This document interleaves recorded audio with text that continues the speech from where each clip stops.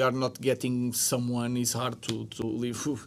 We are shorter, even with the full squad. We are shorter for something that can happen here, and we are a club with a big responsibility. We are dealing with all these issues, and in your heads, in my head, in everybody's head, we need to win every game. It doesn't matter. There is no excuses. So it's going to be hard for someone to leave the club if we don't get a substitution. We have a plan. We have a plan, and we are going to stick with the plan. I think if we have the opportunity to bring a player that we think that is going to be the future of the club, is going to come. If not, we have Jack, we have Shea, we have to. In 3 weeks, we'll have Ahmad, Nus, Brian, return of Bruno, Kobe Maino. So we'll see. Ruben Amorim has offered a clear and measured insight into Manchester United's plans for the January transfer window, insisting the club will only move for a player if they are viewed as part of the long-term future. Speaking with calm authority, the United boss made it clear that short-term fixes are not on the agenda as the club continues its rebuild. "We have a plan for January," Amorim stated. "We will look to sign a player if we believe he is the future of the club."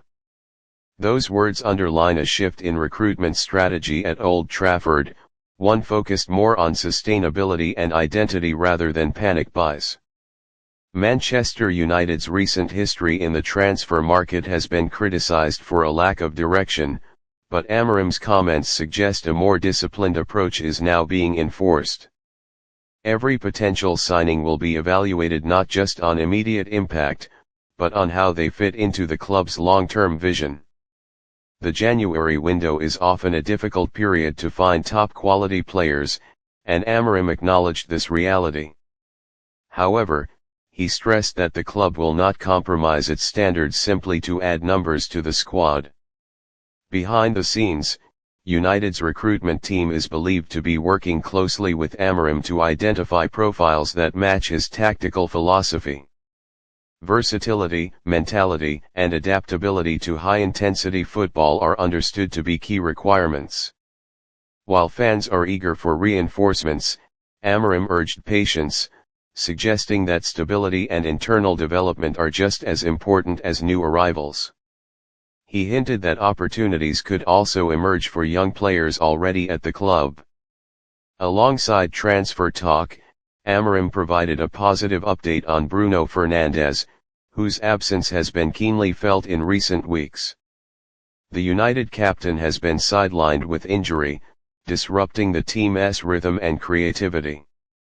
Amorim confirmed that Fernandes is expected to return in around 3 weeks, a boost that could feel like a new signing in itself.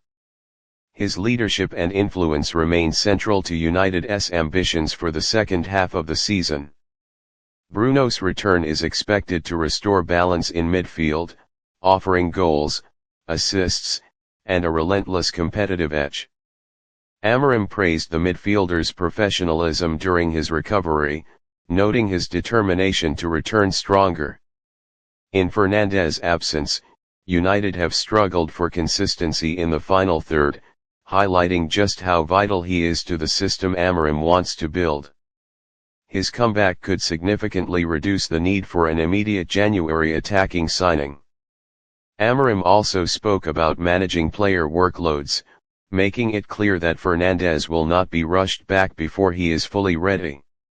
Long-term fitness, he stressed, is more important than short-term risk. This careful approach reflects Amorim's wider philosophy at United, one centered on planning, structure, and accountability. Every decision, whether in the treatment room or the transfer market, is being viewed through a long-term lens. January could still bring movement, particularly if the right opportunity presents itself. Amorim did not rule out a signing, but reiterated that it must make sense both now and in the future. For United supporters, the message is one of cautious optimism. The club appears to be resisting pressure and instead focusing on building a coherent project under Amorim's leadership. The coming weeks will reveal whether the right player becomes available, but the club's stance is firm.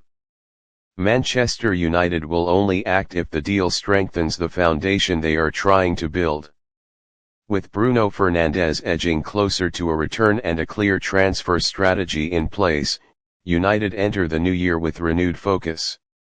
Amorim's words suggest a club finally thinking beyond the next window.